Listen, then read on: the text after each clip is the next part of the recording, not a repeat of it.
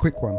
If you'd like to support us on our journey to 1,000, please do consider subscribing or following this podcast, wherever it is you're listening to this.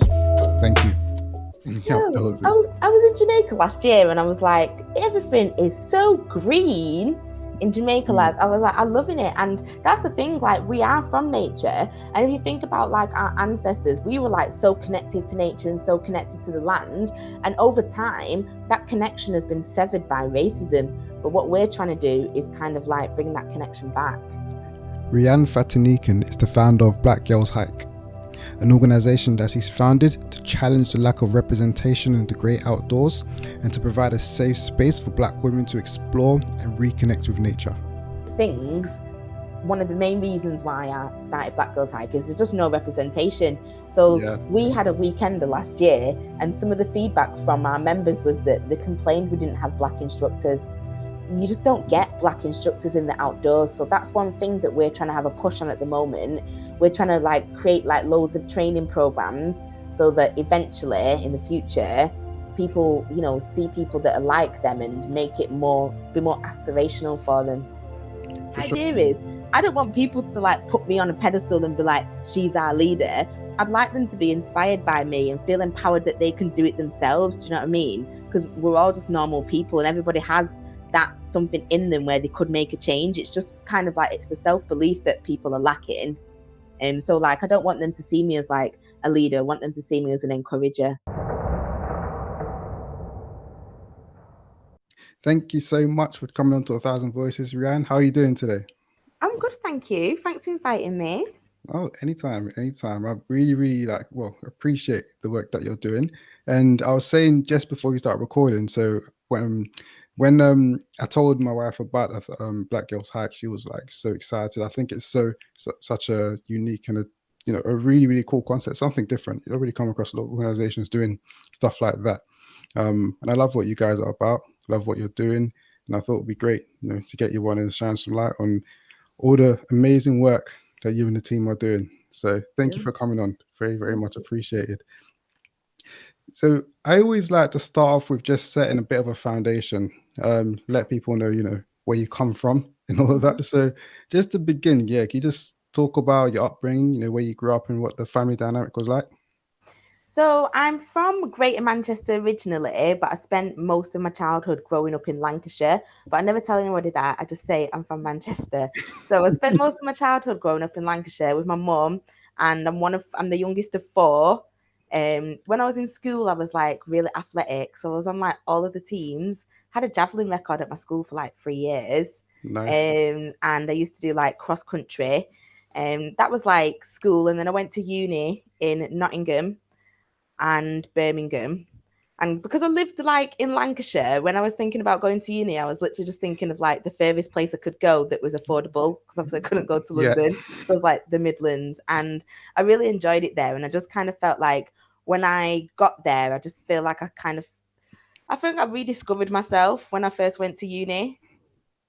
Because I'm from like a really white place. Right. So where I'm from, it's like I was like the only Black person at my school. And where I'm from, like the town that I grew up in, went to high school, and it's like very white and Asian. So there's no Black families at all. So like I wasn't ever really part of like a community as such, the way I am now with Black Girls Hike. So I love it. That's really cool. When you talk about discovering yourself at uni, like discover yourself in what sense you're talking about? Because you met more Black people there, or? Yeah, because I ended up like meeting more Black people. I kind of became a bit more culturally aware, and just kind of like started like discovering myself and just having like new experiences that I hadn't been able to have before. Yeah, I think it's really important anyway, being around people that, can maybe come from the same background as you or can relate to things that you go through, as opposed to like feeling isolated and things like that. And yeah, I mean, I suppose that's what makes Black Girls Hike so cool as well. Being around people, you're venturing out into like a new sort of, what do you call it, like a new world for a lot of people. A lot of people haven't experienced the outdoors like that. And to do that with a group of people who look like you, who probably haven't experienced it as much as well, it's really cool. I think, maybe it feels like a strong kind of bond or sisterhood and that strong community feel. Yeah, definitely. It is. Is it? Someone calls it sisterhood and scenery. No, sisterhood and scenery. Someone called it that a few years ago, and I kind of stole that line. So yeah, Sisterhood and it's like scenery. sisterhood and scenery, and sometimes sun. With this British weather the way it is, you never know. Well, this is the thing as well, and it's really funny because our group is like, we're really fair weather hikers, they call it, and that's like the term for people that only really go out in like the warmer months. So like from like March to like September, like we're super active, and then them cold months, everyone's just inside posting old pictures. I don't blame you. Don't blame you. Okay, so them times there, yeah. So when you've gone to university, what were your career ambitions those times? Do you know, I didn't ever have any like solid career ambitions. And I think that's really interesting because I did some mentoring recently, and they were talking about how when you're at school, they basically just like teach you to pass exams and go to uni. And there's never anything really about like what you want to do after uni. So I remember when I first went to uni in the Midlands, and I met loads of people from London, and they were all like doing work experience, getting apprenticeships. Like they really knew how to kind of like bolster their career opportunities. And I had no idea. I was just thought like I wanted to do sociology. I started doing sociology and cultural studies because that was my interest, but I never had any idea where it would take me. The initial course that I planned on doing was community development. I really wanted to do either community development or criminology. And then I changed my course to do international studies because that had like an element of community development in it. Yeah. Okay. And I feel that a lot of people, anyways, I know a lot of young people just kind of go, like you said, it's just what you're meant to do. You go to school, get your grades, go to university. People don't really know what they want to do with themselves. A lot of people haven't even found themselves at that age, let alone know what you want to do with your life. You just kind of go along with it because it's what you're meant to do. True, but then also as well, you meet a lot of people that are so kind of focused that it puts you under loads of pressure, and you just feel like, oh, I'm not where I should be because I should be this focused and I'm not. Yeah. No, of course. But then that's the thing about trying not to. It's something I struggle with anyway as well, especially in the social media age when you look and you see people who are like, who look like they're winning in life. They look like they've got everything sorted, and you're sitting here trying to figure out, oh my gosh, like I don't know what I want to do next. But it's that, I guess it's that kind of thing, trying to run your own race and not compare yourself to other people. Like, this is the thing. Yeah, you need to really trust the timing of your life and like kind of like wait for things to happen when they should, which sometimes just seems like a bit of fluff, and you're like, oh, whatever, that's like having too much faith in nothing. But I think sometimes it's really difficult when you're comparing yourself with people all the time. Like the comparison is like the thief of joy, isn't it? So like I went to uni when I was like 19, but then I quit when I was like 21. So all of my friends were like going down the career route, and I was just doing like office jobs and just feeling like they were like in the fast lane and I was like walking on the hard shoulder. So what was life like for you them times then when you were doing those office jobs before Black Girls Hike? It was frustrating because you know what the offices are like. They're just like microaggression central. I don't know why we call it microaggression because they're very macro. But I used to work in the civil service, and the civil service, a lot of people will liken it to the council. So you basically people back in the day, it was like a really good job to have, and it was stable. So you get people that kind of went there from school and never really had any real aspirations. So now they've like worked there in the same position for like 30 years, and they're just really like uninspired, and and it was just quite a toxic environment. Majority of them were quite racist as well, so you'd have to be like really wary of like like what kind of conversations you get into at work. Everything's just got to be like base level. You're talking about the weather and people's kids and you just don't even care. Like it's just so exhausting. That workplace small talk. Oh, it's horrible. Oh, I'm so glad I'm not there anymore. Whereabouts was that? Was that still in Greater Manchester? Did you move back there? So that was in Greater Manchester. So where I live now, I've lived for like 8 years. So I literally just used to work at the local like civil service office. It's like 10-minute walk from my house. So it was like a really comfortable job. I don't know what you'd have to do to get sacked from the civil service. So you just take the mick while you're there. And it's just a cushy kind of thing. But I did like loads of community volunteering. And I started studying part-time as well while I was working there. So even though it was an unfulfilling job at the time, I felt like at least I'm doing stuff to kind of get me out of here, if you know what I mean. Yeah, yeah. But it seems like you've always been to community, things in a way, in some way, shape, or form for a while. Like you wanted to study at Yeah, uni, yeah. you've been doing community work on the side, and now you're Mhm. actively working and building your own community. Yeah, because community is so important, and I just think that we a lot of people don't necessarily like really live in solid communities. So for example, me and my neighbors were like all really good friends, have the phone numbers, they help me out with everything. And I met someone recently from London, and he was telling me that he lived in the same block for like 7 years, and he didn't even know who his neighbor was. And I was like, I feel really lucky that I live in like a community where I feel like people are checking for me. And that's the kind of thing that I like to foster as well, like that kind of like community feel. Like I always say with Black Girls Hike, so when I was younger, I used to do drama, and we used to do this like Mm. trust exercise where you'd like stand on a table and then you fall back and you've got to wait for people to catch you. Oh, And that's what it's like with Black Girls Hike now. Like I could never fall because I've always like got that community there. And it's just really important in like everything you do, just knowing that you've got that backing. that's it. Love that analogy. We've not been able to afford because you've got that community behind you. Yeah. So let's talk about Black Girls Hack. How did it start? Where did it come from? Where did it come from? So while I was working in the civil service and I was like studying part-time, and I was a union rep in the civil service, and even though I was like volunteering and studying part-time, I was still like feeling like I'm just not getting where I want to as quick, if you know what I mean. So I was actually coming back from I've been on a course to be an advanced union rep, and I was coming back on a train through the Peak District, and I was just like watching all these people get on and off, and I was like been thinking about things to do for my well-being. I had like loads of time on my hands and wanted to take up a new hobby, and I was like, do you know what I'm going to do? I'm going to take up hiking.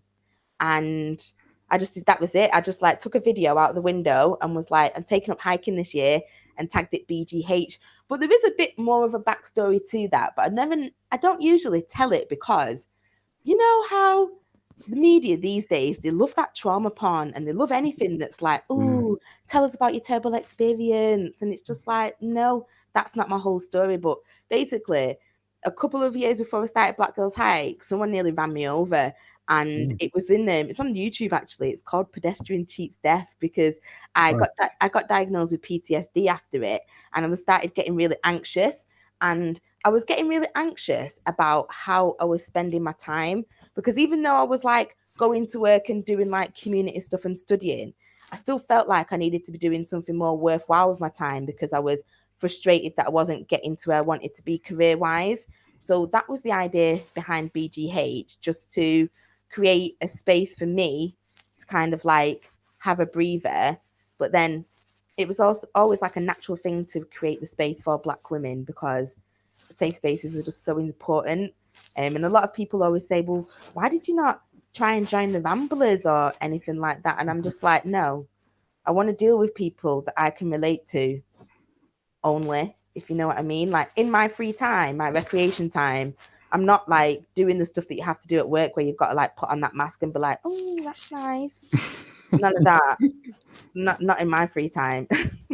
Yeah, of course, of course. All right. So you've started. Well, you come up with the idea on the train through Mm-hmm. going through the Peak District.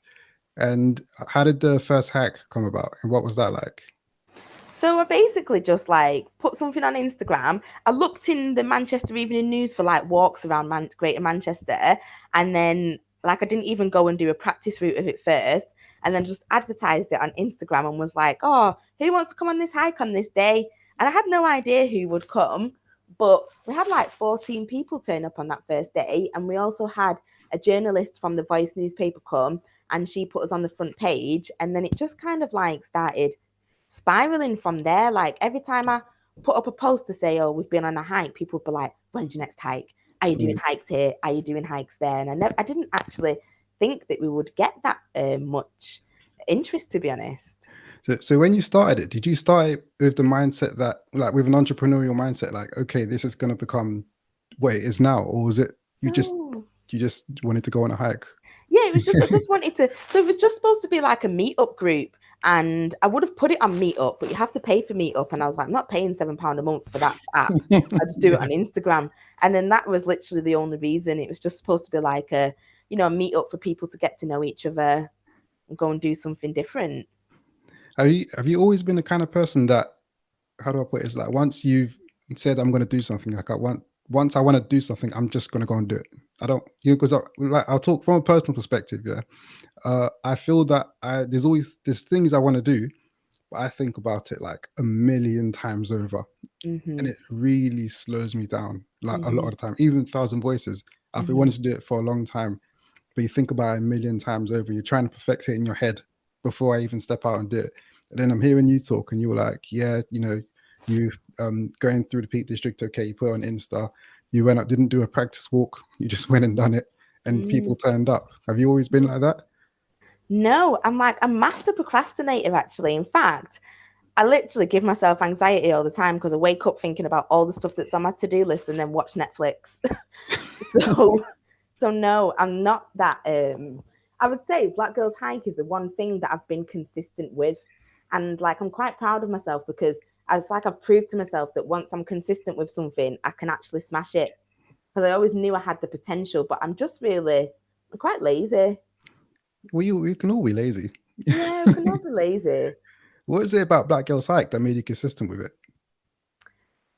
It's the responsibility of it all. So like people want to come to the hikes, and once I've started it, I feel like I can't just stop it because it was gaining so much traction, and also I was really enjoying it as well. But then you also feel like you have a responsibility now to the community that you provide in this service, and people are like it's like meaningful for people and it's having an impact on them and it's helping the mental health, etc. So it kind of just like became a job before, like while I still had a job, it just kind of like became like a part-time job. Like when I used to be at the civil service, my manager was talking to me, I'd be like, leave me alone, I've literally got emails.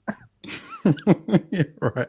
But it's interesting because I feel like I've done a few things and I've tried to run a few things in the past anyways. And there's a lot of things I've tried to start and I just couldn't do it. And you know what? Because I was out with a friend yesterday and I was talking about that and I was like, I feel that with Thousand Voices, I guess I'm not 3 years in like you guys are yet, but I've been consistent with it since I've started it over the last, when I started under the past couple months or whatever. And a lot more so than other things I've started in the past. I feel like it's, for me, it just boils down to passion because it's about something that it's something that I really, really believe in on a personal level. And I guess that's what keeps me going. Like, is that, would you say that's the same for you as well? Or? Yeah, like I'd say Black Girls Hike has kind of become all consuming now. So it's just kind of taken over my life. Like I was on the phone to my friend today and we was having a catch up and she was like, you haven't mentioned anything that's going on in your life. And I was like, because that is it. This is just Black Girls Hike now. It's just kind of like taking over my life. Yeah, and that, what was the first hike like? So you've got your community. You haven't even done the path before. You haven't done So, it. How so was it? I was late because I didn't drive until last August. So I don't know how I was running this hiking group that What? like Up and down everywhere's the really UK far. without Up and, driving. exactly, up and down the UK. And that's another testimony that you can do whatever you want to do if you set your mind on it. So I was an hour and a half late because I had to wait for my sister to give me a lift. So when I got there, I remember thinking, I can't even believe these people actually waited. And then I was like, kept on checking the route because it was one of those written routes where it tells you when you pass this bush, go through this gate. So we managed to make it to back to the start, but I was genuinely just winging it. Just winging it. But it was a nice atmosphere because it was just seeing all these people that had come out that had like some of them had hiking experience already but had never had like Black women to hike with before. Some of them had no experience whatsoever. And it was just like, the thing is with Black Girls Hike, it's like once you turn up, it's like you're just best friends with everybody. Like everyone, it's like one of those things. So it's just always like a really nice vibe. Yeah, and well, now you've probably got, I don't know how many hikes you've gone on now, but what would you say is either one or some of your favorite hikes to do? So, my favorite hikes to do. Yeah. Um, I don't have any specific favorite hikes yet because I still feel like I've got so much more to explore. I have some favorite hikes that I've done with the group. So Our first London walk in Epping Forest, we had like over 100 women turn up, Wow. and I was almost late again. So I like walked out the tube station to this massive crowd of people, and honestly, I can't even explain the feeling. I was like my heart was racing and my stomach was just doing somersaults, and then I was like, someone's gonna call the police. That was like my first initial thought that maybe something like that would happen. And then as I was walking through Epping Forest, people was like, is this Black Lives Matter? Because there was just so many of us, and it would have taken you about 15 minutes to walk from like the front to the end, because everyone's obviously at different paces and stuff. So we just kind of like dominated the forest, and it was just so powerful. We was like, we're out here, man. That's real cool. That's real cool. And since you started Black Girls Hike, do you feel like you've learned anything about yourself that you didn't know beforehand? Yeah. Do you know what? Every single day is a school day with detention sometimes, it feels like. So, Mm. what have I learned about myself? I've learned that I can sometimes I could do give up too easily, and I can get disheartened too easily. I've learned that I'm like not a natural official leader. I'm like too personable to be like, because now we have like leaders and stuff, and we've got like 20 leaders. So technically, I'm like the manager, but obviously, I don't feel like I'm not somebody's manager, and I don't have that kind of, I can't like have that like supervisory capacity, because I don't take it as seriously. I probably think that's one of the things. And what else have I learned about myself? That I'm a boss and that I can do stuff and that I have like loads of amazing ideas. And the only thing is that I never really know how to put my ideas into practice. So it's all just about like I know that I need other people to kind of like be in my network, and no one's self made. Yeah, for sure. I think collaboration is definitely key. Mm-hmm. That self-made is a sort of the word in of itself just sort of implies that I don't think anyone could do anything all by themselves. Exactly. That's nuts. I don't Mm-hmm. know. I don't know. And even on that management side of things as well, I think that I feel personally that the best managers, even leaders, I would say actually, are people who are a bit more personable. People Mm-hmm. who are a bit more human. You don't want like some Mm-hmm. robot that's always stiff-faced and never laughs. Yeah, exactly. And also I'm a northerner, and it's like, so most of our leaders, like they're all like southern. So like obviously northerners are just like more open, more friendly, more personable. Like we always act like we've known you for ages. Like that's just how we are. And that's really cool because I think people like people. People like people.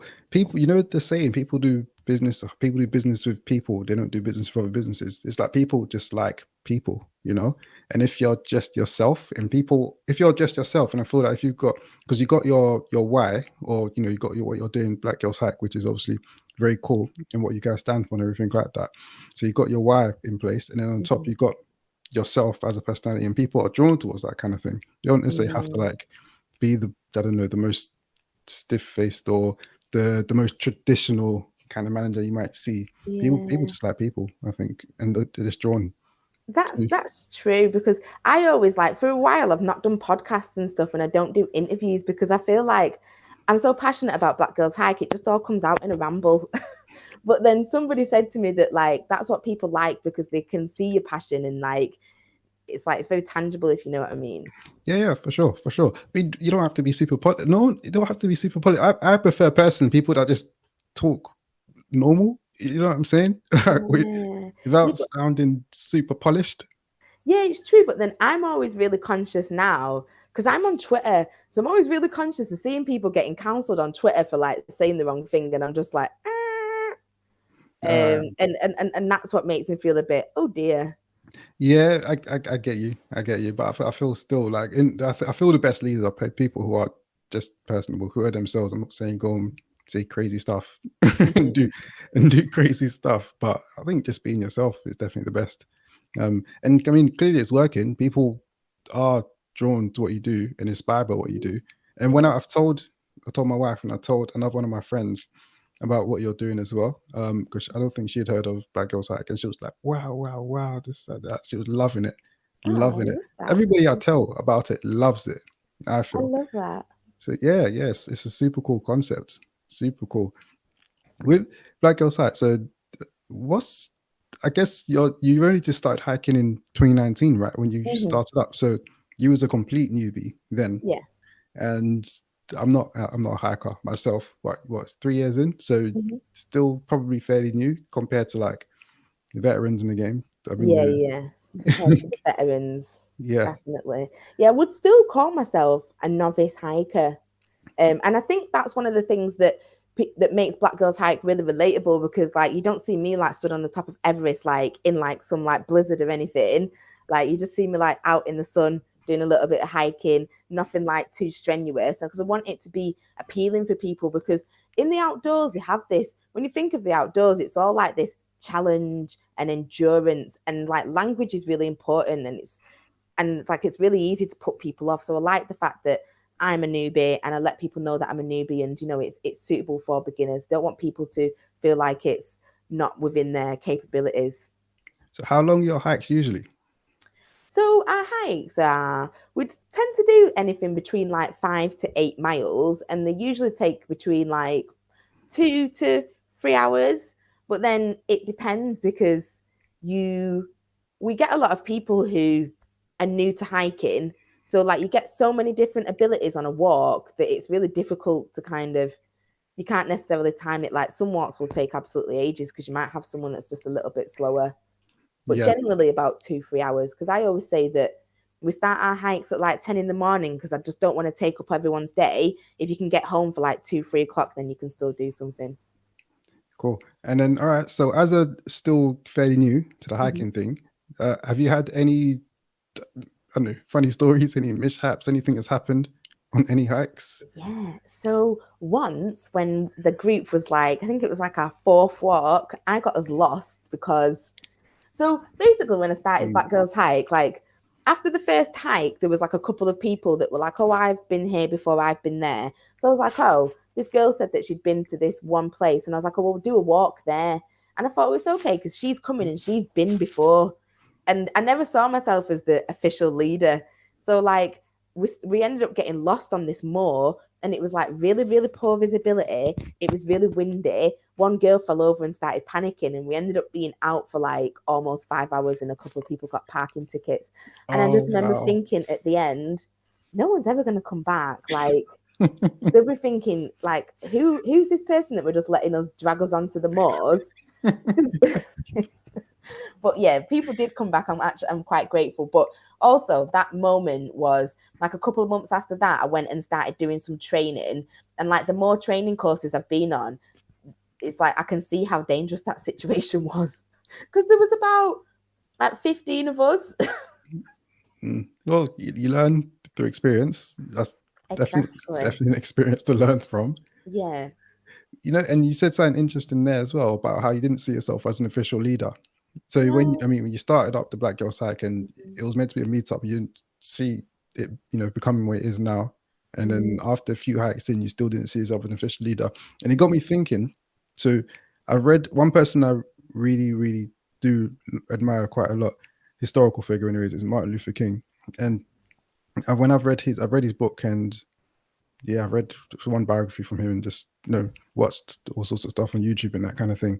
And it's a similar sort of thing with him, where like he became obviously like one of the most prominent, like the most prominent, him and Malcolm X, the two most prominent figures when it comes to the civil rights movement. And Mm-hmm. he never saw himself as a leader starting up. Mm-hmm. He was just doing something he believed in a way, and Mm-hmm. he kind of got roped into it in a way because Yeah. he was the perfect candidate. He was young. I think he had a church at the time, and he had a good following, and he kind of got roped into it. So he started doing talk here, talk there, and before you know it, he was the leader of the movement, and kind of just, I guess, that responsibility kept him going in a way. Similar to Mm-hmm. you, it's like you get to a stage where it's like you got responsibility now. You got people who are looking up to you, and you just that keeps you going. And Yeah. when you parallel it, it's like he didn't set out to become who he was, but when people look towards him, we look at him as like one of the great leaders in Black history, you know.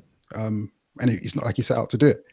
And then you Mm-hmm. parallel it to yourself. It's like you didn't set out to do it, but you're doing something that people like and resonate with, Mm-hmm. and you just sort of step into that role. And I feel that just you step into that role, you just do your thing, be yourself, keep doing the amazing work you're doing. And yeah, people just look up to that and like that kind of thing. They're inspired by that kind of thing. Mm-hmm. I think personally. It's interesting that, because having this conversation with my friend today actually about like being a leader and being seen as a leader, and like, so now because I don't run all of the hikes, like sometimes like I'll go to the hikes and people be like, Rhianne's here, and like I get people being like, can I take a picture with you? And I'm like, me, honestly, you'll be so underwhelmed.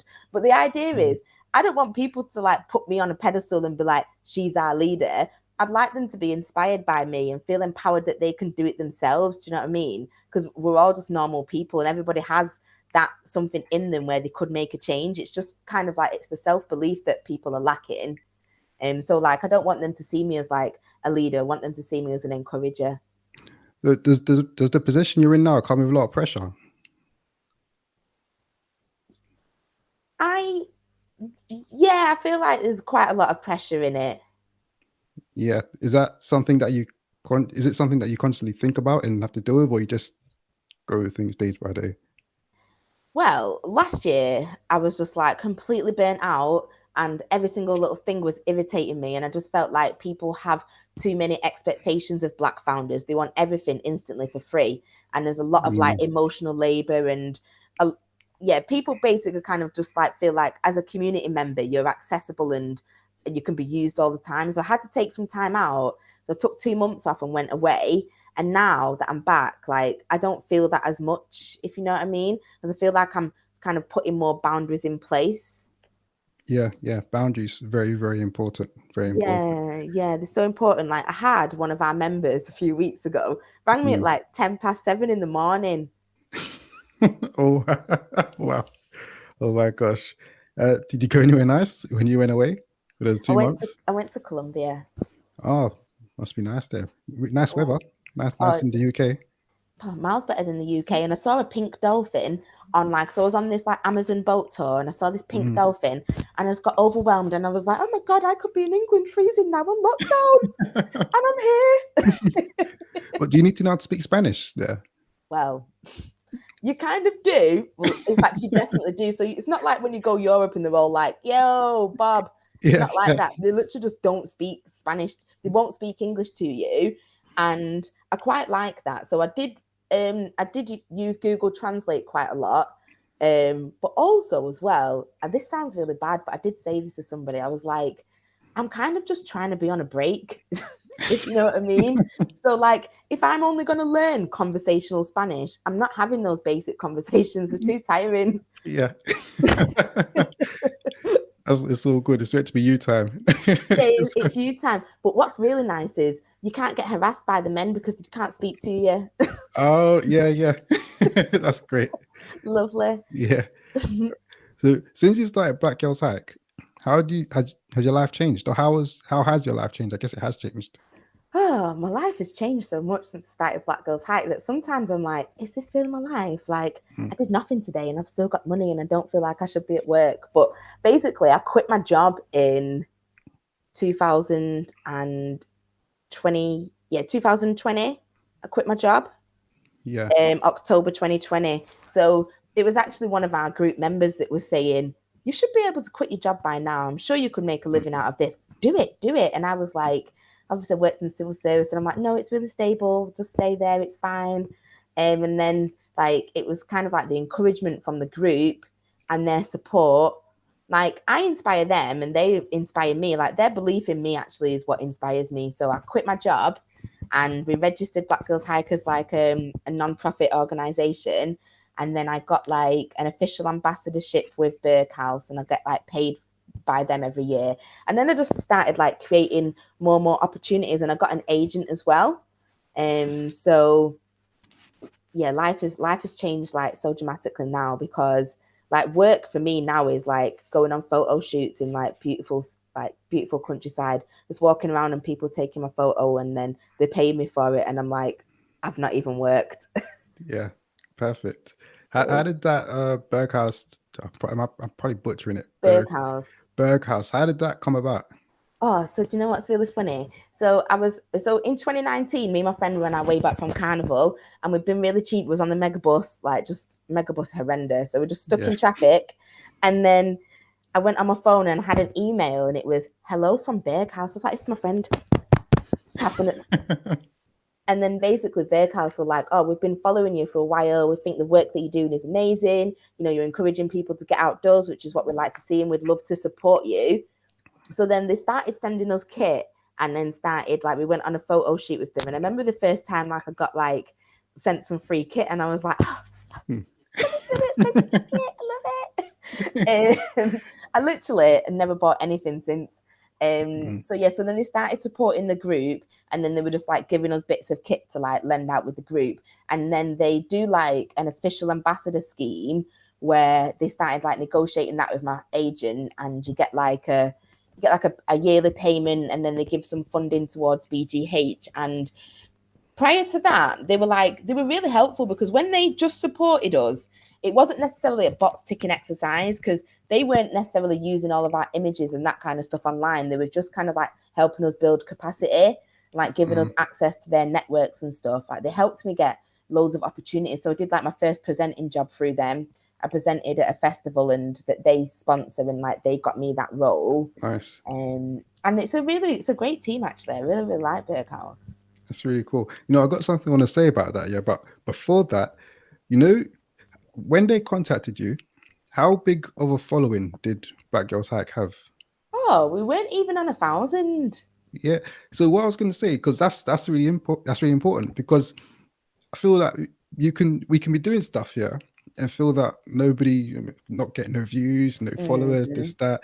I'm wasting my time. You never know who's looking. You literally have no idea who's watching what you're doing, and people can quit, burn out, stop because they feel like they make no traction. There's this picture I always see on social media where like you got some guy there's two guys, one at the top, one at the bottom, and the guy at the top, he's like digging, and then he stopped right at the end, just before he hit the diamonds, basically. Then the other person just kept going, and they've got to the diamond, and like someone's quit because they weren't seeing what they expected to see, but then the other person keep going, and they've hit diamond. And you can parallel to this, actually, because you don't know who's looking.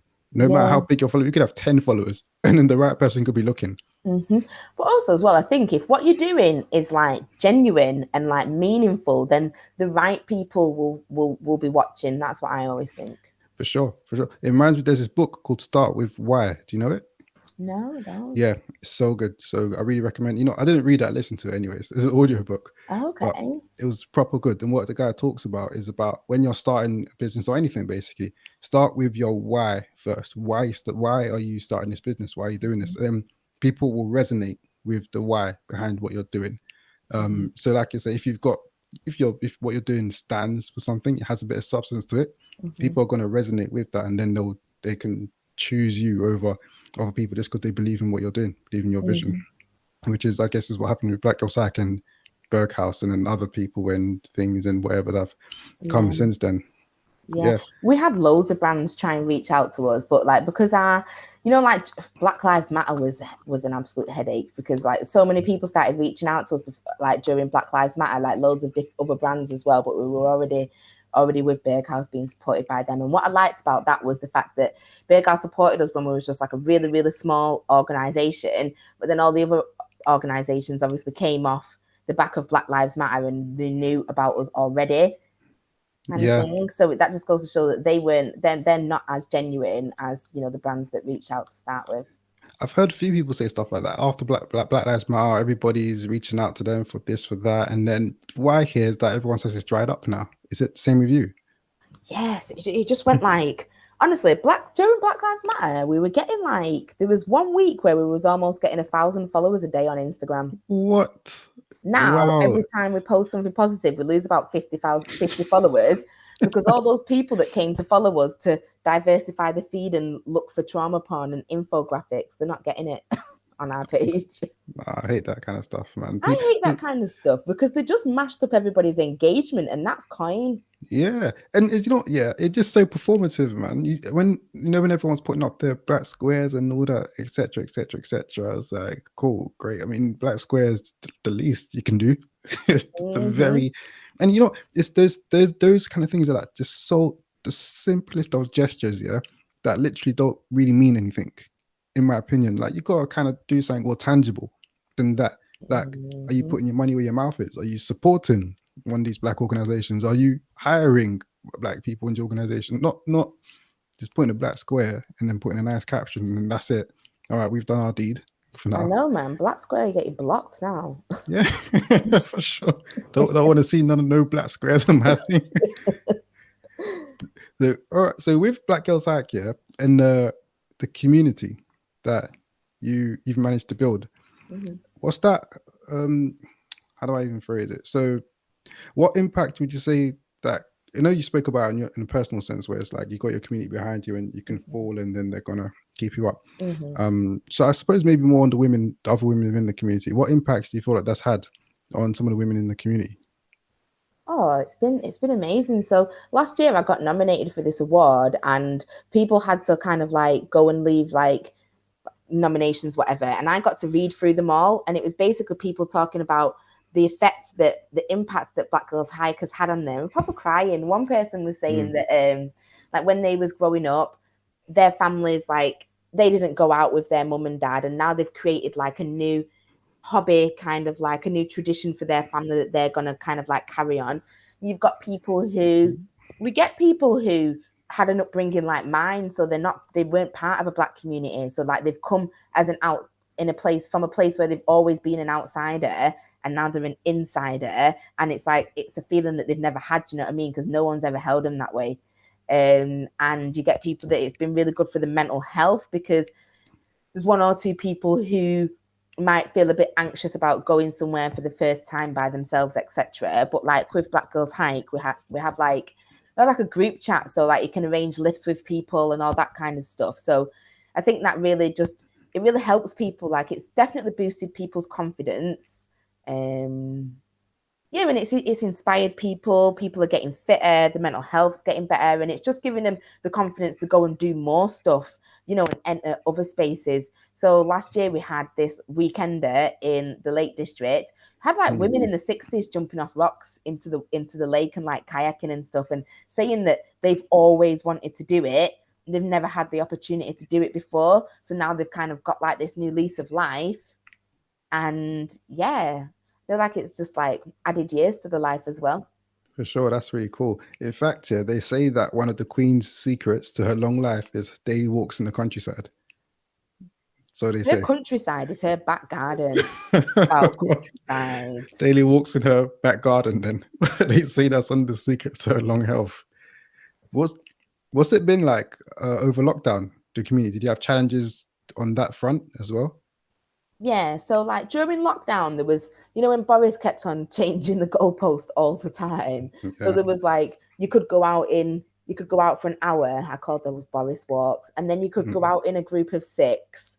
And then you could be out in up to 30 if you was in outdoors or whatever. So basically during lockdown, I was just like, live by myself, walk. I'm just going to do whatever I'm doing anyway. And also I can travel for work. So like I was still doing like photo shoots and stuff, and it didn't really impact me as much. We were still doing hikes, but just like a couple of like evening ones that were like just groups of 6. But what we also did is we created a directory in our Facebook group, so people can put their location in it, and then they can say like, oh, I want to go on a hike, whatever, and then whoever's in that area can like go meet up with them. So that was just a way for people to keep connecting. That's really cool. That's really cool. And what have you got any tips for anyone that wants to build a community of some sort that they're passionate about? I would say be consistent, get the right support, because I think that like with Black Girls Hike, like I turned it into like a non-profit organization, and like I said, I used to work in the civil service, never ran a business before. So like it was, every day was a school day, because you just don't know what you don't know. So people would be like, oh, have you thought of this? And I'm like, what's that? I don't even know what that is. So I would say like make sure you're getting the right support so that you just don't get frazzled. You know what I mean? Like get your structure in place and everything else so that you're just not spreading yourself too thin. So like support in sense like with other people, you mean? Yeah, support and like other organizations. So there's organizations like local volunteer centers that can help you with all of your like governance and stuff if you wanted to set up as a community group. And I know that there's like, when you go on the internet and you type in one question, there's like a million answers, and it could be quite overwhelming. Sometimes you just kind of need like that one kind of go-to person or like a mentor. Yeah, for sure.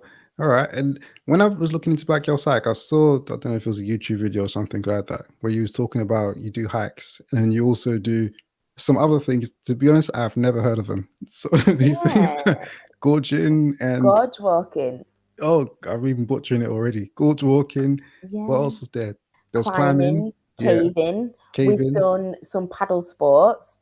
So my idea was to basically introduce people to all different outdoor activities, and then once they've had that introduction, try and see if there's any way that we can support them to become like instructors and then leaders in that field. So the first thing we did was caving, and that was fun. We did that in the Yorkshire Dales. So caving, that's just walking through caves, right? Underground, yeah. But then if you go potholing is abseiling into a cave. So you like abseil down and then you like climb back up out of it. And Wow. honestly, climbing out of a cave, upper body strength is such a myth. Like it was so hard. My arms was absolutely killing me. But Yeah. that was really fun. And we did some kayaking. We've just actually got some funding from this fund so we can get some of our leaders trained as paddle sport instructors. So then we'll be able to become a provider. So this year we're going to be like delivering our own like services. So one of the main reasons why I started Black Girls Hike is there's just no representation. So Yeah. we had a weekend last year, and some of the feedback from our members was that they complained we didn't have Black instructors. You just don't get Black instructors in the outdoors. So that's one thing that we're trying to have a push on at the moment.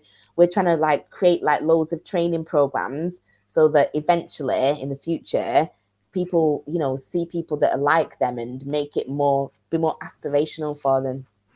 For sure. I think even in general, you don't necessarily get a lot of black people in, well, other than instructors, black people in general doing these kind of outdoorsy kind of things. Probably because a lot of black people are just, well, in the UK, we're clustered in major cities. And you don't really Mm-hmm, get that kind of, because I grew up in London, you can mm-hmm, probably tell by my accent, you mm-hmm. don't get that kind of exposure, a lot of black people.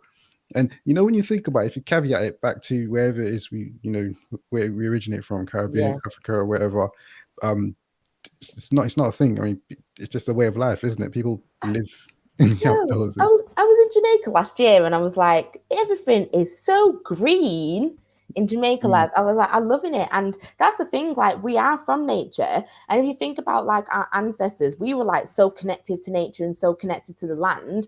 And over time, that connection has been severed by racism. But what we're trying to do is kind of like bring that connection back. it's like we've been cut off from nature in a way. Yeah, cut off. Yeah, Yeah, yeah, and they put a fence around it and was like, you can't come here. yeah, yeah. So, how important do you feel like it is for, well, particularly black people, to spend more time in the outdoors? I think Black people need more nature more than anybody in the UK because they deal with so much goddamn racism. So, like, obviously, nature's like so good for like your mental and your physical well-being, and it gives you that space where you can go and reset. And I just think, as a marginalized community, that we're at war all the time. Like, we need that Mm. more than others. So that's why I'm like so passionate about like trying to get more people out because we need it so much. We need that respite, step away and then That clear our head. respite, yeah, man. Yeah, for sure, for real. And yeah, you know what? Yeah, I haven't even mentioned it. So I realized today is literally the 3-year anniversary for Black Girls Hack. Oh yeah, it's our Yeah, birthday. literally your birthday, celebrating here with 1,000 voices. Oh, this is lovely. Yeah, yeah, yeah. I should have bought some drink or something like crack on a Oh, bottle of wine or something. But well, I already drank. I got some water, so Okay. I'll toast with this water. Oh, thank But yeah, you. but congrats, 3 years, and you guys have done so much, inspired a bunch of people I know, like all over, way more than, but probably way more than you maybe even think. I think anybody that looks and sees what you guys are doing is inspired by what you're doing. Whether they're a black woman or not a black woman, like myself, I'll look and I'm like, whoa, like this is sick, this is Yeah. cool. And that's all within 3 years. To be honest, it doesn't seem that long. 3 years is not that long time. I mean, to have the impact you guys have had, which is amazing. Yeah, Um, it is. then what's next for Black Girls Hike?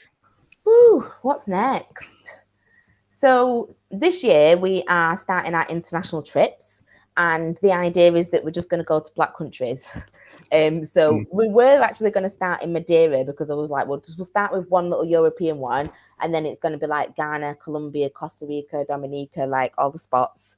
So we're starting that this year, and then we're also starting some. We've just partnered with the RSPB, which is that bird organization, to bring in like a 12-month traineeship.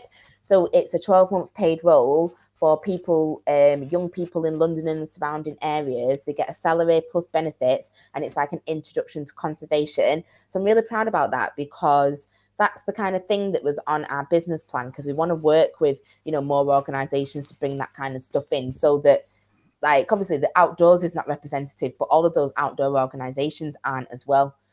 So they need to be diversified as well. So we're hoping that we can create a new generation of people that they can employ, so that then they can't turn around and be like, well, we didn't know.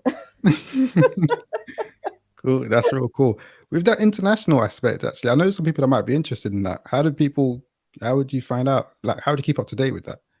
Well, we're having like a bit of an issue with that at the moment, because the people that are planning it for us have just like, the communication's been really poor, and we're also in the process of updating our website at the moment. So it'll just all be on our social media once it's all finalized. But we also have some wellness weekends coming up. So we've got a wellness weekend coming up in Wales, and we've got an activity weekend coming up in Dartmoor. So in Dartmoor, we're going to be kayaking, yoga, gorge walking, and hiking. And in Wales, we're going to be doing yoga and hiking. And we're also going to do one of them sip and paint sessions. I just got all the stuff for that. Oh, nice. Sounds good. Sounds good. All right. Cool. So let's actually, before we go into quick fire, let me ask you, on your reflecting back, 'cause I like to just a couple reflective type questions. What would you say has been the highest high and the lowest low? Or one of the highest highs, one of the lowest lows so far? The highest high was definitely quitting my job. Yeah. And the lowest low was, I think it was like during Black Lives Matter and the pandemic, and we just had so many people reaching out to us, and I was just a little bit frazzled, and we was getting like so much media exposure, but we was also getting like absolutely trolled to death as well at the same time.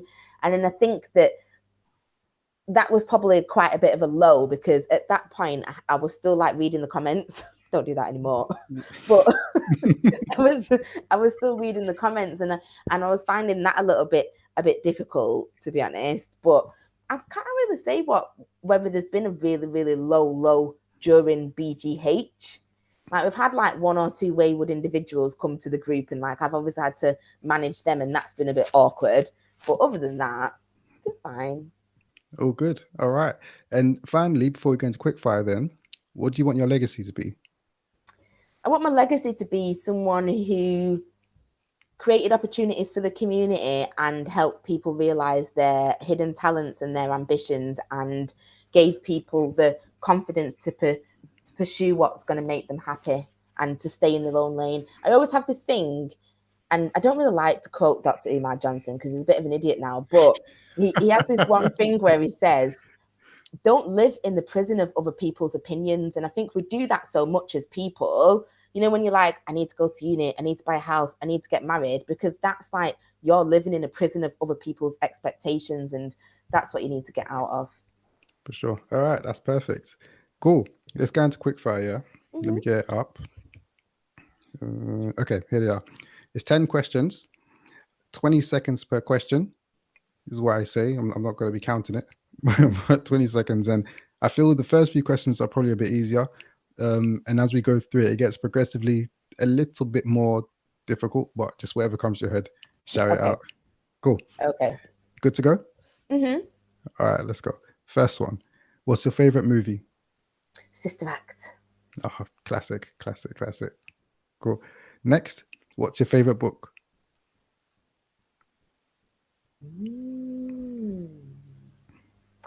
Confessions of an Economic Hitman. Okay. Interesting title. Next, name a song that you can never get bored of. Ooh. It'd be something out of Sister Act. Oh, Maria. Okay. All right, next. If you could only eat one meal for the rest of your life, what would you pick? Oxtail. Love it, oxtail. All right. Next, how do you start your day? Scrolling. Scrolling on my phone. Yeah.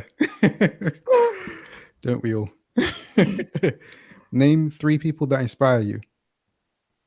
Angeli Sweeney, who is one of the members of my group.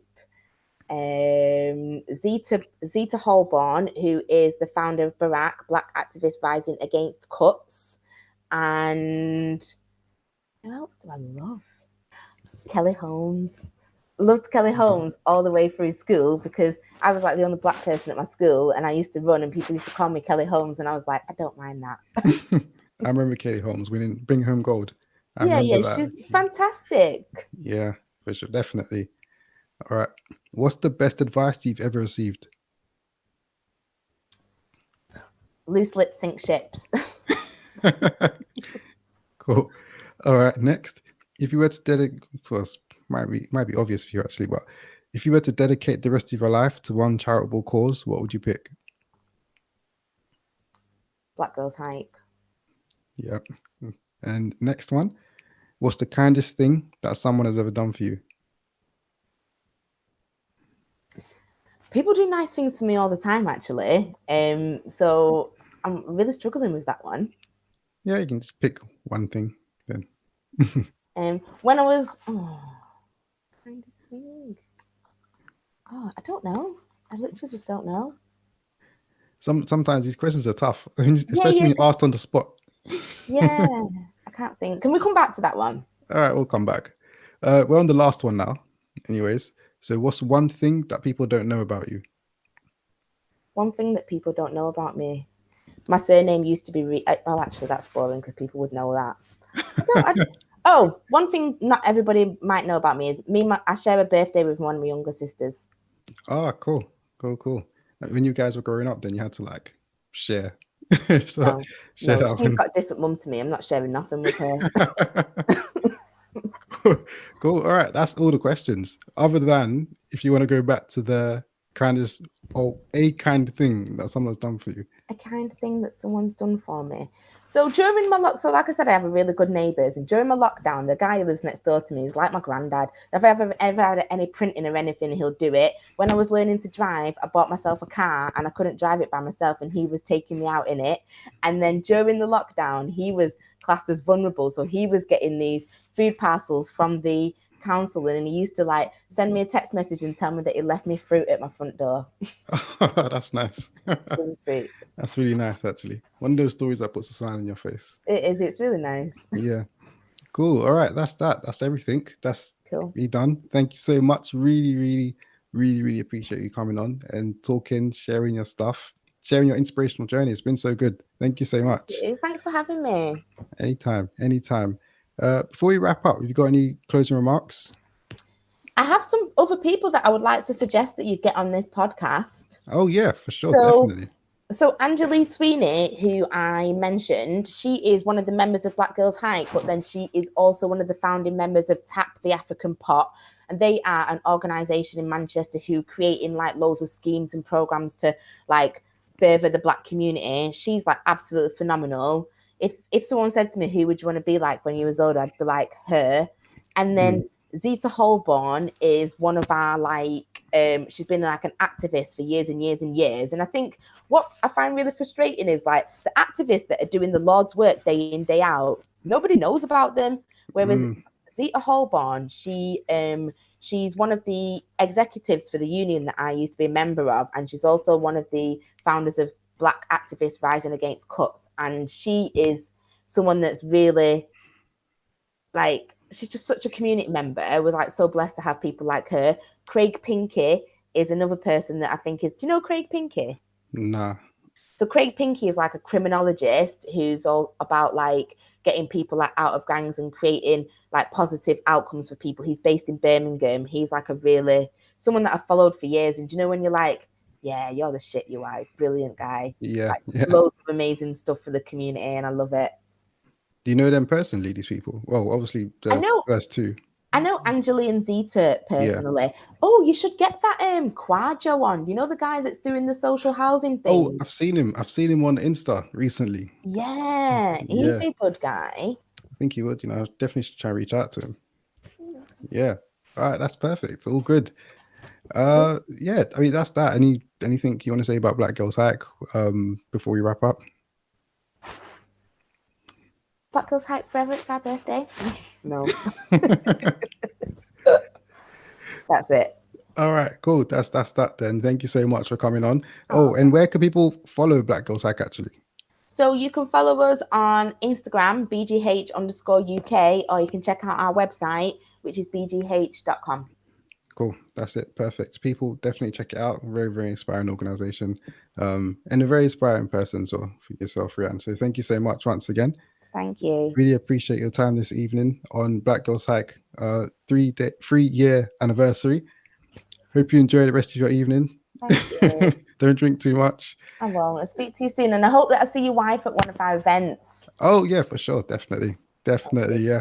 All right. Cheers. Take care. Thank you. Bye. Bye. Okay. Rhiane Fatinikun done. Voice number 13 done. Just 987 left to go. If you haven't subscribed already, please do subscribe on whichever platform you're listening to this on. It really does help us in trying to amplify these voices that we're speaking with. And let us know what you thought about this episode. Leave a comment or a review wherever you're listening to this and let us know what you thought. Next week, as always, we've got another very special guest to the podcast. And as always, follow us on our social media pages at 1000 Voices UK so you can see clips from that episode before it comes out. But that's that for now. Thank you for tuning in once again. This is 1000 Voices. That was Rhiane Fatinikun. And for now, people, we're out.